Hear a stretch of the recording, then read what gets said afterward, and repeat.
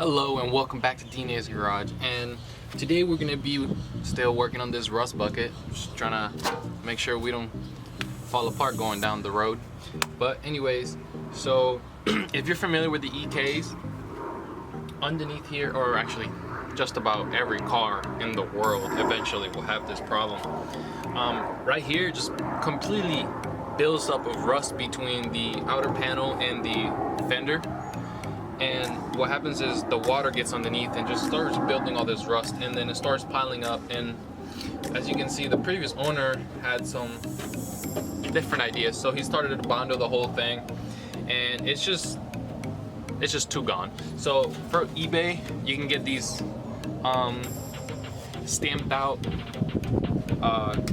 sheets of steel for 44 bucks. I got both, and let's go to the other side so that way you can see what a completely finished, bondoed, painted, well primered will look like after if you've done everything right. Now that we're on the other side, let me remove this from here.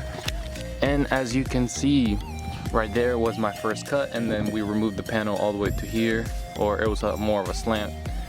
And then all of this, and inside you can still see the body line that I have not fixed yet.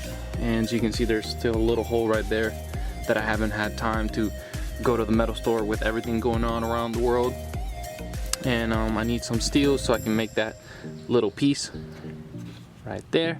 And then just right there, all of this is welded on, but I got close enough. Right here I made a little bit of mistake. Everything else is close enough, or was enough. But that's how it would look like. And as you can see, it's very flush. You can't even tell I primered it, and just now I gotta wet sand it, and yeah, it looks pretty good. I mean, this is the first time I do any of this type of stuff. So let's move on to the other side. So right here, if you were to use the whole sheet, it will go way too high, and just blending it into this body line will be such a pain in the ass.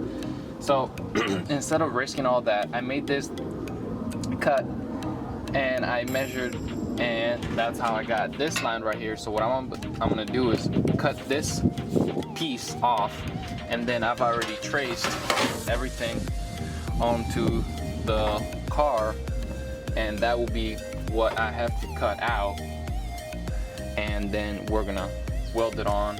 But first things first, let's cut this piece and then start to cut everything else.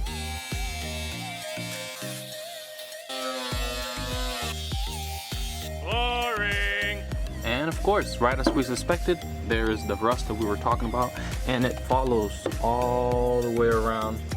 And I kind of just wanted to start taking these panels off after I made the cut, but a lot of the time these Civics get rust in these areas, sometimes even due to the fact that they have a sunroof, and these sunroof lines sometimes they get clogged up on top, and they just drain right here, and over the period of time the moisture and just piling up water develops right there, and then you get this nice rust pile that we have to take care of later down the road of their life.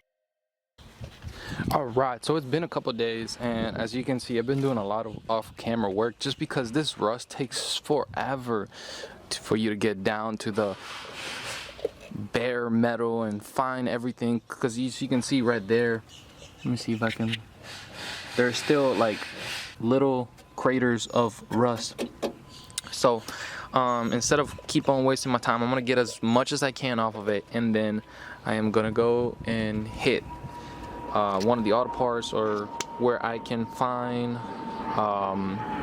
primer but that turns rust into a paintable surface, and then we'll hit it again with normal primer, just so I can get all of this prepped and never have to worry about rust in here again.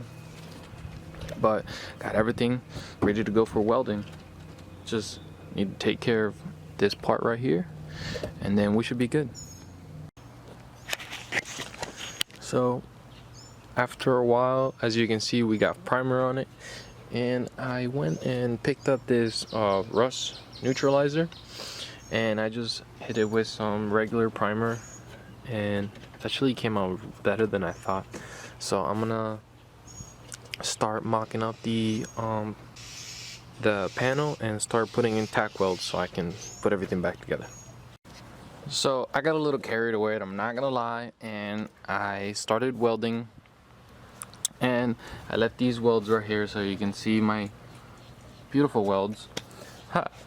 And over here I grinded it down, that way you could see how it was gonna look.